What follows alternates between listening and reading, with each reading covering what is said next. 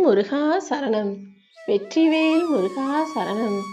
என் அன்பு பிள்ளையே, பழனியிலிருந்து உன்னை ஆசீர்வதிச்சு நீ நல்லா இருக்கணுங்கிறதுக்காகவே இந்த விபூதியை உன்னை தொட சொன்னேன். மிகப்பெரிய மகிழ்ச்சியை, இதுவரை அனுபவிச்சிராத சந்தோஷத்தை நீ அடைவதற்கு ஆரம்பமாக தான் உனக்காக இந்த விபூதியை அனுப்பியுள்ளேன் என் செல்வமே. இந்த வாழ்க்கையில நீ என்னென்னவோ செஞ்சு கஷ்டப்பட்டு எப்படியாவது முன்னுக்கு வரணும்னு நினைச்சாலும் இந்த வாழ்க்கையும் உன்னை சுத்தி இருக்கிற சூழ்நிலைகளும் ஏதாவது ஒரு துரோகத்தையும் துன்பத்தையும் உனக்கு கொடுத்துக்கிட்டே இருக்குங்கிறது எனக்கு தெரியும். யாரை எப்படி எப்போது மாத்தும்னே யாருக்கும் இங்க தெரியாத இந்த வாழ்க்கையில உனக்கு கஷ்டங்களை மட்டுமே கொடுத்துக்கிட்டு கவலைப்படுத்திக்கிட்டு மட்டுமே இருக்கிற இந்த வாழ்க்கையை நினைச்சு சோர்ந்து போகாதே. நிச்சயமாக உன் எதிர்காலத்தை நீ ஆசைப்பட்டது போலவே இந்த முருகப்பெருமான் அமைச்சு தருவேன். நீ கவலைப்படாத, முடிஞ்சு போனதை நினைச்சு வருத்தப்படாதன்னு சொல்றதுக்காக தான் உனக்காக இந்த விபூதியை அனுப்பினேன் என் செல்வமே. இனி என்ன நடந்தாலும் வருவதை எதிர்கொள்ள தயாராக இரு. எப்போதுமே நல்லதை பற்றி மட்டுமே சிந்தனை செய். இனிமே நீ எதுக்காகவும் கவலைப்படக்கூடாது. ஏன்னா எல்லா துன்பங்களையும் உடைத்தெறியக்கூடிய சக்தியும் திறமையும் தைரியமும் ஆற்றலும் உனக்குள்ள இருக்கும்போது நீ ஏன் வருத்தப்படுற? எப்பவுமே உன் மனசுல பட்டதையெல்லாம் பேசிக்கிட்டே இருக்காம அடுத்தவர்களை பற்றியும் கொஞ்சம் யோசிச்சு பேசு. அடுத்தவங்களுக்கு வலிக்குன்றதை உணராமலேயே நீ நினைச்சதையெல்லாம் பேசி யாரையும் காயப்படுத்தி விடாதே என் செல்வமே. சோதனைகளா இருக்கே, என்னடா வாழ்க்கை இதுன்னு நினைச்சு நீ கஷ்டப்படாத. நிச்சயமா நீயே பெருமிதப்படும்படியும் பெருமைப்படும்படியும் உன் வாழ்க்கையில உனக்கான வெற்றிகளை நான் கொடுப்பேன். தோல்விகள் வருதே நினைச்சு கவலைப்படுறதை நிறுத்தினாலே சோதனைகளும் கஷ்டங்களும் முடிஞ்சு போய் நீ சிந்திச்சு சரியான வாழ்க்கையை வாழ்வதற்கு உனக்கு வழிகாட்டுவேன் என் செல்வமே. கதறி அழுகிறதுக்கும் கவலைப்படுறதுக்கும் உனக்கு 1000 காரணங்கள் இருந்தாலும் எல்லாத்தையும் மறைச்சிக்கிட்டு எல்லார்கிட்டையும் சிரிச்சு பேசக்கூடிய அளவுக்கு உனக்கு பக்குவம் வந்துடுச்சு. அப்புறம் என்ன, இனிமே நீ எதுக்காகவும் கவலைப்பட வேண்டிய அவசியம் இல்லை. நீ வீழ்ந்து போனாலும் கவலைப்படக்கூடாது, தோற்று போனாலும் கவலைப்படக்கூடாது. ஏன்னா நீ கீழே விழுந்தாலும் உன்னை கை கொடுத்து தூக்கி விட நான் இருக்கேன். யார் முன்னால விழுந்தோங்கிறத பற்றி மட்டும் பார்த்துக்கோ.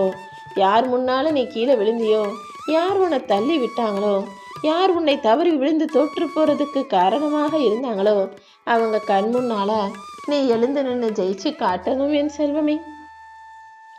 யாரோ உன்னை ஏமாத்திட்டாங்கன்றதுக்காக நீ ஏமாந்து போயிடக்கூடாது.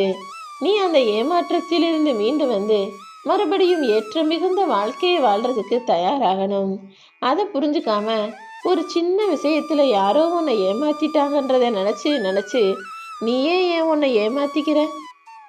உனக்கு ஒரு விஷயம் எதிர்பார்ப்பு இருந்து அது சரியா நடக்காம போயிடுச்சுன்னா நீ ஏமாந்து போயிட்டு நிச்சயமாக அர்த்தம் கிடையாது. ஏதாவது ஒரு காரணத்தோட அதை உனக்கு நடக்க வேணாம்னு நான் தள்ளி வச்சிருக்கலாங்கிறத நீ புரிஞ்சுக்கோ என் செல்வமே. முதல்ல எந்த விஷயமா இருந்தாலும் சரி, இது நடக்குமா நடக்காதான்னு நீ சந்தேகப்பட்டாலே அது நடக்காம போவதற்கான அறிகுறிகள் வந்துடும், தடைகளும் வந்துடும். அதனால தானே எப்பவுமே நம்பிக்கையோட இரு, உனக்கான நல்ல வழியை நான் காட்டுறேன்னு சொல்றேன். நீ யோசிக்கக்கூடிய எல்லா விஷயங்களையும் உன் சாதனைக்காகவும் சிறப்புக்காகவும் நான் அமைச்சு தரேன். உன்னை ஏளனமாக நினைச்சு உன்னை மட்டம் தட்டி பேசுபவர்கள் முன்பாக நீ தலை குனிந்து பணிந்து பவ்யமாக பதில் சொல்லணுன்ற அவசியமே இல்லை. உன்னை மதிக்கிறவங்க கிட்ட நீ பணிவாயிரு. உன்னை மதிக்காம அடக்கணும்னு நினைச்ச அதிகாரத்தோட பேசுபவர்கிட்ட நீயும் எகிரிக்கிட்டு நிக்கலாம் என் செல்வமே. இந்த உலகத்துல யார் எப்படி வேண்டுமானாலும் இருக்கட்டும், ஆனா நீ எப்போதும் யாரையும் ஏமாற்றாத, யாருக்கும் கெடுதல் செய்யாத ஆளாக இரு. உன் வாழ்க்கையில ஒருத்தர் உன்னை ஏமாத்தினா என்ன, மறுபடியும் அதுல இருந்து அவர்கிட்ட இருந்து இந்த முருகப்பெருமான் நான் உன்னை காப்பாத்துவேன். சில நேரம் யாரோ எதையோ சொல்லிட்டாங்கன்னா நீ ஏன் அதை நினைச்சு கவலைப்பட்டு சோர்ந்து போகிறாய்? நீ சோர்ந்து போகும்போது யாராவது எதையாவது இன்னுமே கூட சொல்லி உன் மனசை காயப்படுத்த வாய்ப்புகள் இருக்கு. அதனாலதான் யார் என்ன சொன்னாலும் சோர்ந்து போகாம நீ பேசக்கூடிய வார்த்தைகளை காது கொடுத்து கேட்பவர்களிடம் மட்டும் நெருங்கி பழகு. நீ சொல்றதை கேட்காதவங்கள விட்டு விலகி போன்னு நான் சொல்றேன்.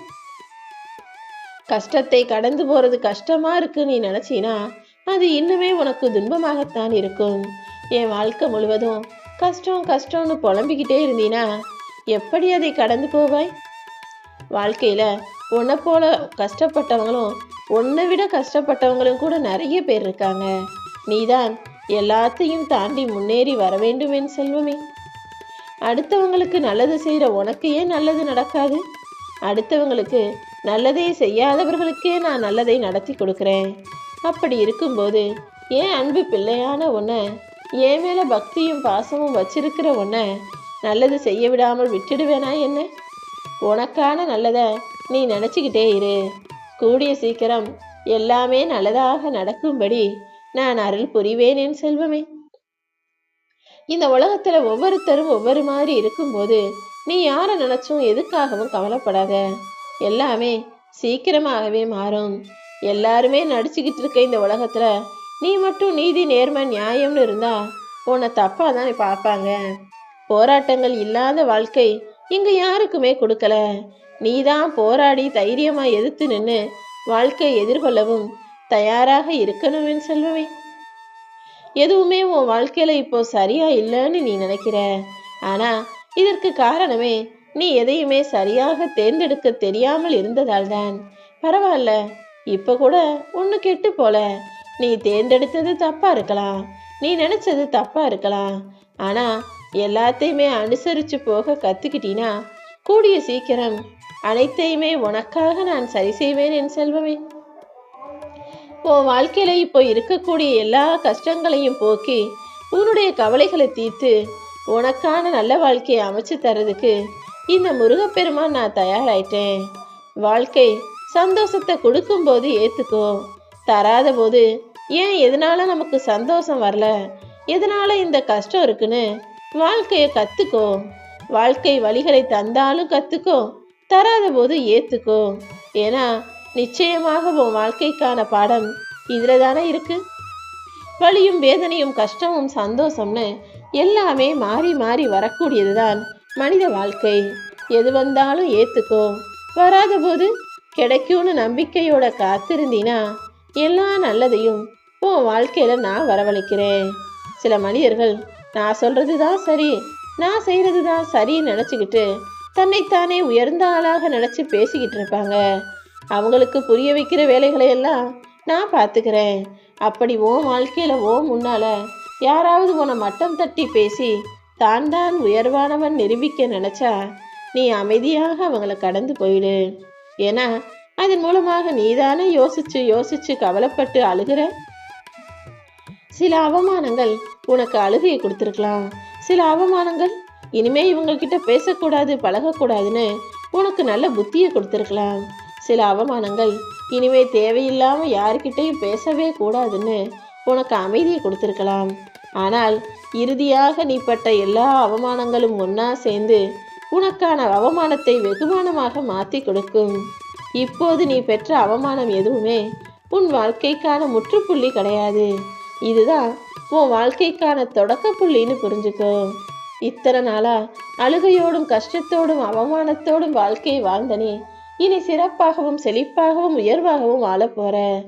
நேர்மறை சிந்தனையோடு இருக்கக்கூடிய உன்னை யாராலுமே தோற்கடிக்க முடியாது என் செல்வமே.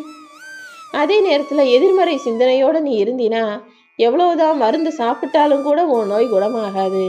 அதாவது ஒருத்தருக்கு உடம்பு சரியில்லைங்கிற போது மருந்து கொடுக்கும்போது அவர் அதை முழு நம்பிக்கையோட சாப்பிட்டாதான் அந்த மாத்திரை வேலை செய்யும்.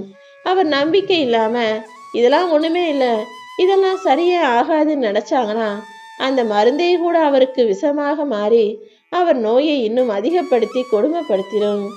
எப்பவுமே நேர்மறையான சிந்தனையோட நம்பிக்கையும் உனக்குள்ள இருக்கும்படி நீ பார்த்துக்கோ என் செல்வமே.